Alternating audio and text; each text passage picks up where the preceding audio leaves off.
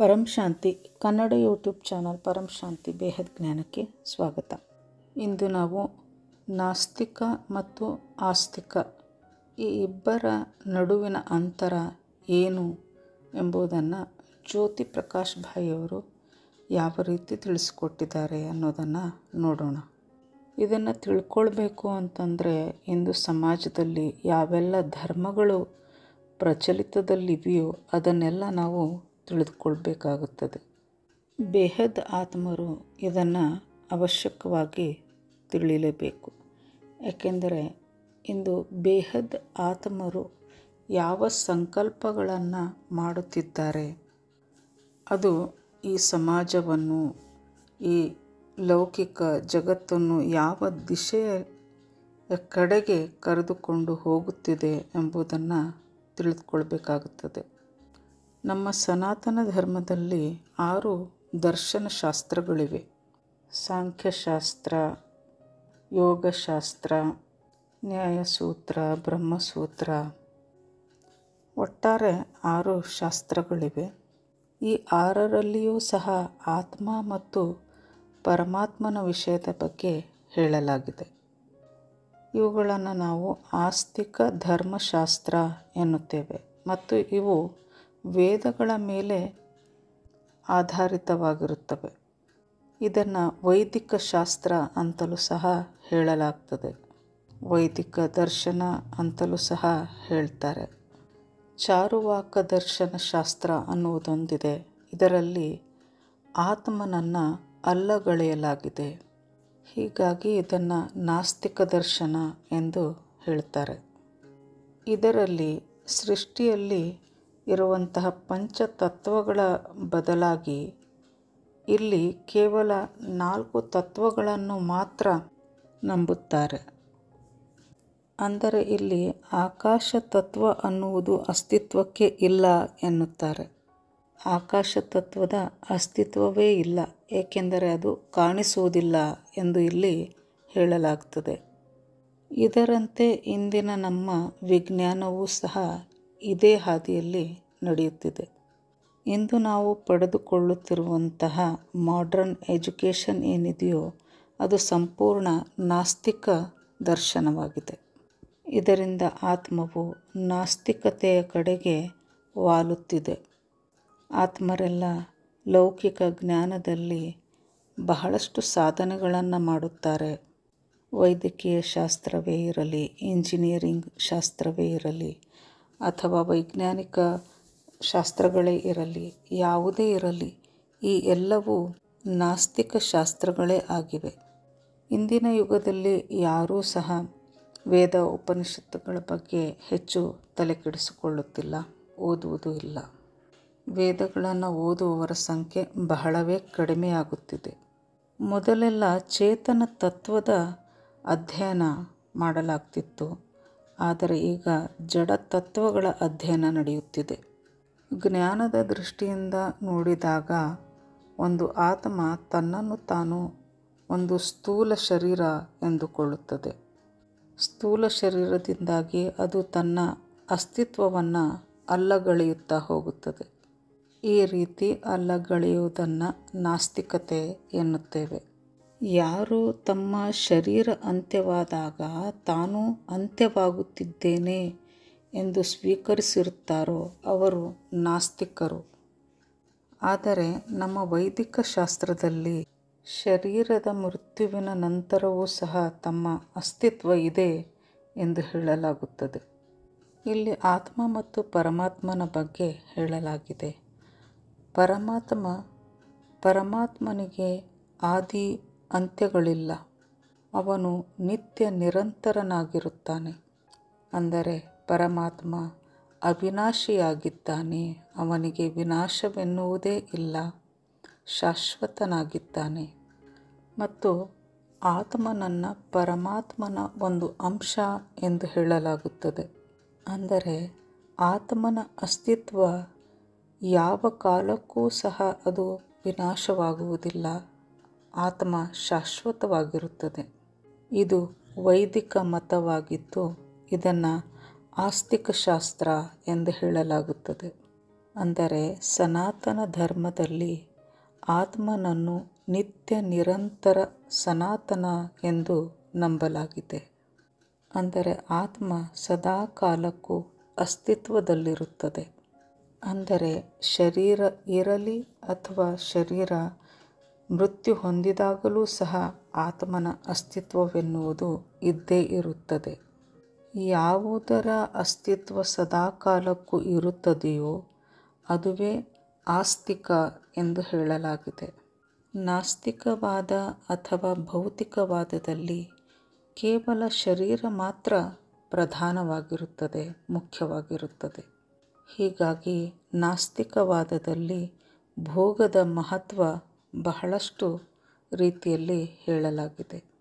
ಅಂದರೆ ಎಲ್ಲಿಯವರೆಗೆ ಶರೀರವಿರುತ್ತದೋ ಅಲ್ಲಿಯವರೆಗೆ ಆನಂದವಾಗಿರಿ, ಎಲ್ಲವನ್ನು ಭೋಗಿಸುತ್ತಾ ಸುಖವಾಗಿ ಜೀವನವನ್ನು ಕಳೆಯುವುದು ನಾಸ್ತಿಕವಾದ. ವೈದಿಕ ಶಾಸ್ತ್ರದ ಪ್ರಕಾರ ಆತ್ಮವು ತಾನು ಮೃತ್ಯುವಿನ ನಂತರ ಇನ್ನಷ್ಟು ಹೈಯರ್ ಡೈಮೆನ್ಷನ್ಗೆ ಹೋಗುವ ಸಲುವಾಗಿ ಅದು ಬಹಳಷ್ಟು ಪುರುಷಾರ್ಥವನ್ನು ಮಾಡುತ್ತದೆ.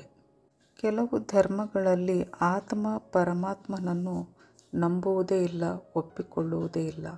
ಉದಾಹರಣೆಗೆ ಬೌದ್ಧ ಧರ್ಮದಲ್ಲಿ ಆತ್ಮನನ್ನು ಒಪ್ಪಿಕೊಳ್ಳುವುದೇ ಇಲ್ಲ. ಬುದ್ಧಿಸ್ಟ್ಗಳು ಬುದ್ಧಿಯ ಲೆವೆಲ್ನಲ್ಲಿಯೇ ಇರುತ್ತಾರೆ. ಅಂದರೆ ಬುದ್ಧಿಯಿಂದ ಮೇಲೆ ಇನ್ನೂ ಮೇಲೆ ಹೋದಂತೆ ಅವರು ಆತ್ಮನ ಲೆವೆಲ್ವರೆಗೆ ಬರುವುದೇ ಇಲ್ಲ.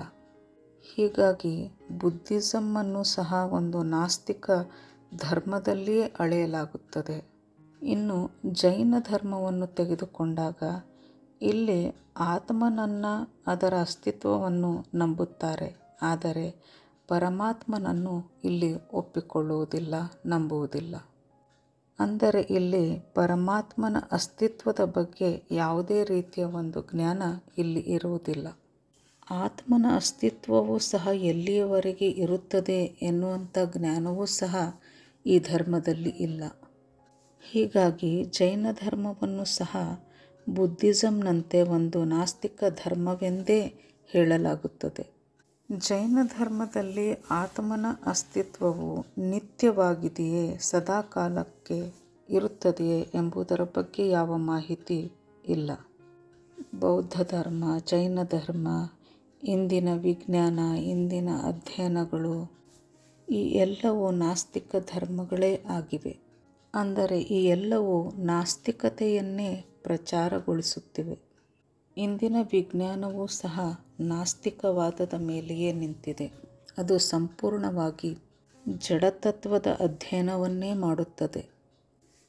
ಕೇವಲ 4 ತತ್ವಗಳ ಬಗ್ಗೆ ಇಲ್ಲಿ ಅಧ್ಯಯನ ನಡೆಸಲಾಗುತ್ತದೆ. ಅದರಲ್ಲಿಯೂ ಸಹ ಅಂದರೆ ಪಂಚತತ್ವದಲ್ಲಿ ಇರುವಂತಹ ಆಕಾಶ ತತ್ವದ ಬಗ್ಗೆ ಇಲ್ಲಿ ಯಾವುದೇ ರೀತಿಯ ಜ್ಞಾನವನ್ನು ಕೊಡುವುದಿಲ್ಲ. ನಾಸ್ತಿಕವಾದವು ಆತ್ಮನ ಶಕ್ತಿಯು ಕ್ಷೀಣಿಸಲು ಕಾರಣವಾಗುತ್ತದೆ. ಇಷ್ಟೇ ಅಲ್ಲದೆ ಭೂಮಿಯ ಮೇಲೆ ಇರುವಂತಹ ಎಲ್ಲ ನಕಾರಾತ್ಮಕ ಶಕ್ತಿಗಳನ್ನು ಅದು ಬಡಿದೆಬ್ಬಿಸುತ್ತದೆ. ಸೂಕ್ಷ್ಮ ಜಗತ್ತಿನಲ್ಲಿ ನಡೆಯುತ್ತಿರುವಂತಹ ಪ್ರತಿಯೊಂದು ಚಟುವಟಿಕೆಗಳು ನಾಸ್ತಿಕವಾದದ ಮೇಲೆಯೇ ಆಧಾರಿತವಾಗಿವೆ. ಇಂದು ವಾಯುಮಂಡಲ ದೂಷಿತವಾಗಿರುವುದು ಮತ್ತು ಆಟಮ್ ಬಾಂಬ್ಗಳಂತಹ ಪರಮಾಣು ಬಾಂಬ್ ಇತ್ಯಾದಿಗಳ ವಿನಾಶಕಾರಿ ಸಾಧನಗಳ ಆವಿಷ್ಕಾರ ಈ ಎಲ್ಲವೂ ನಾಸ್ತಿಕವಾದದ ಪರಿಣಾಮವೇ ಆಗಿದೆ. ನಮ್ಮ ವೇದಶಾಸ್ತ್ರಗಳಲ್ಲಿ ಚೇತನ ಶಕ್ತಿ, ಚೇತನ ಪುರುಷ ಇದರ ಮೇಲೆ ಬಹಳಷ್ಟು ಅಧ್ಯಯನವನ್ನು ಮಾಡಲಾಗುತ್ತಿತ್ತು. ಎಂದು ಚೇತನ ಶಕ್ತಿಯ ಜ್ಞಾನ ಬರುತ್ತದೆಯೋ ಅಂದು ಜಡ ಶಕ್ತಿಯ ಬಗ್ಗೆಯೂ ಜ್ಞಾನ ತನ್ನಿಂದ ತಾನೇ ಅರಿವಾಗುತ್ತಾ ಹೋಗುತ್ತದೆ. ಮೊದಲು ಪುರುಷ ಮತ್ತು ಪ್ರಕೃತಿಯ ಅಧ್ಯಯನ ಮಾಡಲಾಗುತ್ತಿತ್ತು. ಆದರೆ ಇಂದು ಕೇವಲ ಜಡಶಕ್ತಿಯ ಅಧ್ಯಯನವಿದೆ. ಹೀಗಾಗಿ ಆತ್ಮ ಇಂದಿನ ದಿನಗಳಲ್ಲಿ ಕೇವಲ ಸ್ಥೂಲ ವಸ್ತುಗಳನ್ನೇ ಅದು ಅಧ್ಯಯನ ಮಾಡುತ್ತಿದೆ ಮತ್ತು ಅದರ ಗಮನ ಸಂಪೂರ್ಣ ಸ್ಥೂಲ ವಸ್ತುಗಳ ಮೇಲೆಯೇ ಇದೆ. ಇದರಿಂದ ಅದರ ನಕಾರಾತ್ಮಕ ಶಕ್ತಿಯೂ ಸಹ ವೃದ್ಧಿಸುತ್ತಾ ಹೋಗುತ್ತಿದೆ. ಇಂದು ನಾವು ಜಗತ್ತಿನಲ್ಲಿ ಏನೆಲ್ಲ ಯುದ್ಧಗಳ ಒಂದು ಪರಿಸ್ಥಿತಿಯನ್ನು ನಾವು ನೋಡುತ್ತಿದ್ದೀವೋ ಇದೆಲ್ಲವೂ ಸಹ ನಾಸ್ತಿಕವಾದದ ಮೇಲೆಯೇ ನಿಂತಿದೆ. ಅಂದರೆ ಇದೆಲ್ಲ ಸ್ಥೂಲ ಬುದ್ಧಿಯ ಕಾರಣದಿಂದಾಗಿ ನಡೆಯುತ್ತಿದೆ. ಧರ್ಮದ ಹೆಸರಿನಲ್ಲಿ ಹತ್ಯೆಗಳನ್ನು ಮಾಡುವಂತಹ ಎಲ್ಲವೂ ನಾಸ್ತಿಕವಾದವೇ. ಏಕೆಂದರೆ ಇವರಿಗೆ ಚೈತನ್ಯ ಶಕ್ತಿ, ಸದಾ ಶಾಶ್ವತವಾಗಿರುವಂತಹ ಆತ್ಮಶಕ್ತಿಯ ಬಗ್ಗೆ ಸಂಪೂರ್ಣ ಜ್ಞಾನ ಇರುವುದಿಲ್ಲ. ಕೇವಲ ವೈದಿಕ ಆದಿ ಸನಾತನ ಧರ್ಮ ಮಾತ್ರ ಆತ್ಮನನ್ನು ಬ್ರಹ್ಮನ ಅಂಶವೆಂದು ನಂಬುತ್ತದೆ.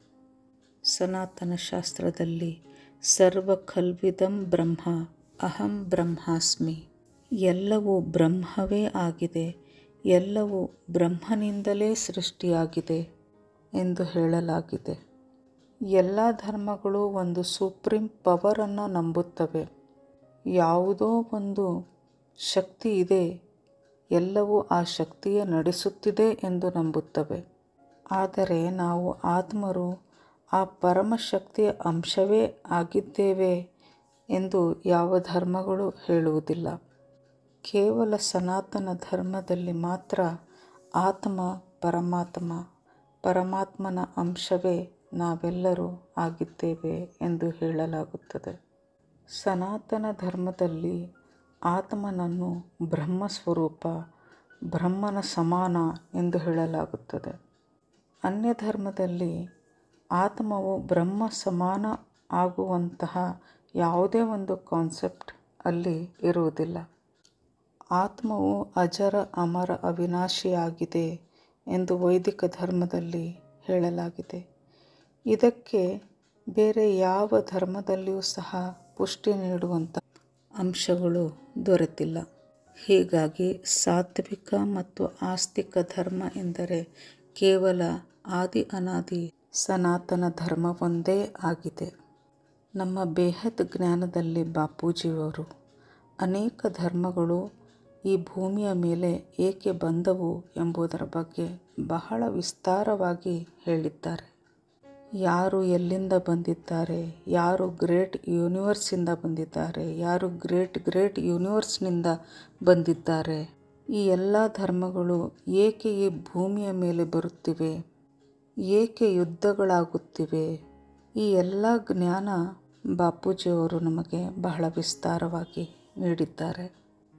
ಈ ಬೇಹದ್ ಜ್ಞಾನವನ್ನು ತಿಳಿದಂತಹ ಆತ್ಮ ಇಂದಿನ ಜಗತ್ತಿನಲ್ಲಿ ನಡೆಯುತ್ತಿರುವಂತಹ ಕೋಲಾಹಲ, ಯುದ್ಧ, ಭಯಂಕರ ಸ್ಥಿತಿಯನ್ನು ನೋಡಿ ಅದು ವಿಚಲಿತವಾಗುವುದಿಲ್ಲ.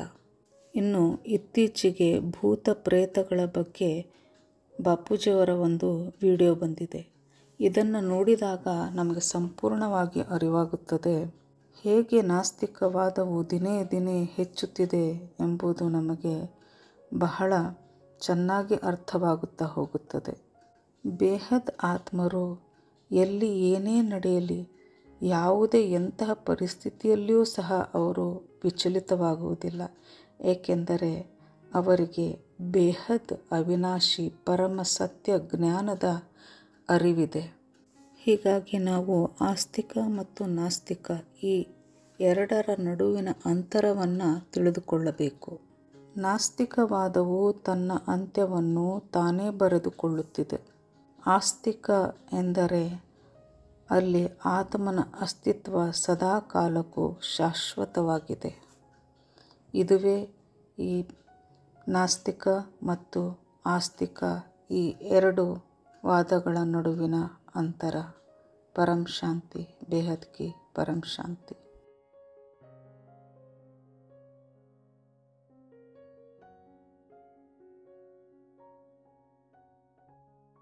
बेहद की परम शांति सोचो, बोलो परम शांति. Join us daily for our morning live meditation, Monday to Saturday, 5:30 to 6:30 a.m.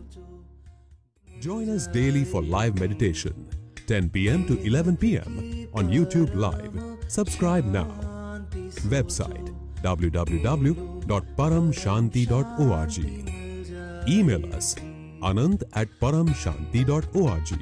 Like, share, subscribe. Join today. बेहद की पर